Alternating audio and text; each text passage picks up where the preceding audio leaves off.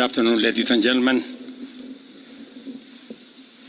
Fellow Kenyans, the last 2 weeks have been a difficult time for us as a country, where Kenyans injured, property destroyed, and our institutions, especially constitutional institutions, attacked. Once again, I extend my deepest condolences to those who unfortunately lost their lives. One life, as we all know, lost is a life too many.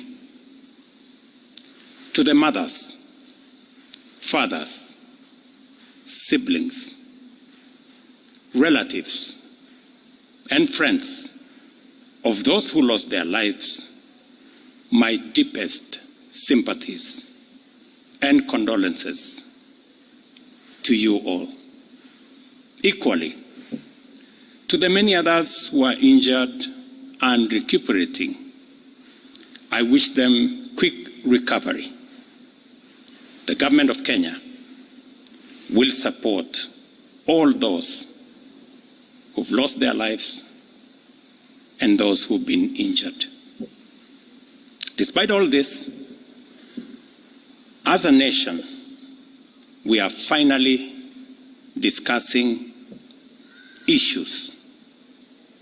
We are not discussing tribes, personalities, or political formations, but rather we are discussing issues that affect each and every one of us. Issues of taxation, debt, budget, corruption, the cost of living, unemployment, and opportunities for all Kenyans, especially our young people. If you go back on my Twitter account, I made a commitment to the country in 2019-2020 that the conversation in Kenya is going to change. It is not going to be about personalities. It is not going to be about positions. It is not going to be about tribes. It is going to be about issues. Today, that situation is true, that we are having a conversation about issues in our country. We must all be proud of ourselves that we have managed to elevate the debate in our country to the level of issues that affect all of us. I am very happy that we are having a conversation about jobs for our young people, about opportunities for business, about manufacturing, about taxation, about debt, and all the other things that are important to all of us. I make this statement to highlight the actions taken in response to the overwhelming public feedback in the recent days, and to fulfill my commitment to continuously and effectively listen to the people of Kenya, and to underscore my intention to always take public contributions in good faith, applying them to enrich policy making, governance, and government programs. Public debt is and continues to be a major point of engagement and conversation in Kenya. I have today appointed an independent task force to carry out a comprehensive forensic audit of our public debt and report to us in the next 3 months. This audit will provide the people of Kenya with clarity on the extent and nature of our debt, how public resources have been expended, and will also recommend proposals for managing our public debt in a manner that is sustainable and does not burden future generations. The consequence of withdrawing the finance bill is the reduction of our revenue targets by 346 billion.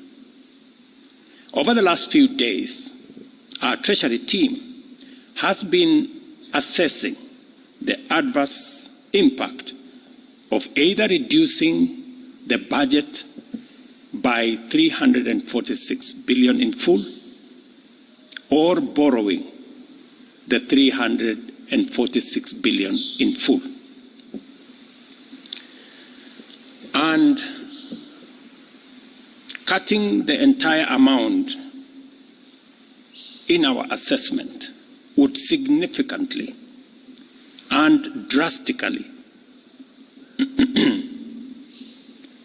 affect the delivery of critical government services, while borrowing the whole amount in full will occasion a fiscal deficit by a margin that would have significant repercussions on many sectors, including our exchange rates and interest rates. We have since, after extensive consultations, struck a middle ground, and we will be proposing to the National Assembly a budget cut of not the entire 346, but a budget cut of 177 billion, and borrowing the difference. Whatever we are going to borrow, the difference will increase our fiscal deficit from what I intended to be 3.3% of our GDP. It will now go up to 4.6% of GDP, still lower than last year, and will be used to fund some of our critical government services. We will use the money that we will borrow to protect funding for some of the critical areas that the people of Kenya have asked me to protect. They include hiring of junior secondary school teachers and medical interns, funding the milk stabilization program for our dairy farmers, reviving our stalled road projects that are in many parts of Kenya, retaining the fertilizer subsidy program that has helped us manage our cost of living, settling the debt owed to farmers in our coffee sector, capitalizing the coffee cherry fund to support our farmers in that sector, enabling public-owned sugar mills to pay outstanding debts to sugarcane farmers for their deliveries, additional funding for higher education, new funding model that was in our plan will now receive additional funding, settling arrears owed to counties, settling arrears for NGCDF, and settling arrears for our pensions. Accordingly, in keeping with the enhanced austerity measures we have committed to implement and align government expenditures within the budgetary implications of the withdrawal of the Finance Bill 2024, the following actions shall be taken with immediate effect towards the realization of the new budget. 47 state corporations with overlapping and duplicating functions will be dissolved, resulting in the elimination of their operational and maintenance costs, and their functions will be integrated into the respective line ministries. Staff currently employed by the affected corporations will be transferred to ministries and other state agencies within government. The decision to fill the position of Chief Administrative Secretaries is hereby suspended. The number of advisors in government shall be reduced by 50% within the public service with immediate effect. Budget lines providing for the operations of the Office of the First Lady, the spouse of the Deputy President, and the Prime Cabinet Secretary will be removed. Similarly, the budget provisions for confidential budgets in various executive offices, including my own office, have been removed, and the budget for renovations across government reduced by 50%. Henceforth, public servants who attain the retirement age of 60 shall be required to immediately proceed on retirement with no extensions to their tenure of service whatsoever. The purchase of new motor vehicles by the government is suspended for 12 months, except for security agencies, while a new policy on transport for public officers will be developed.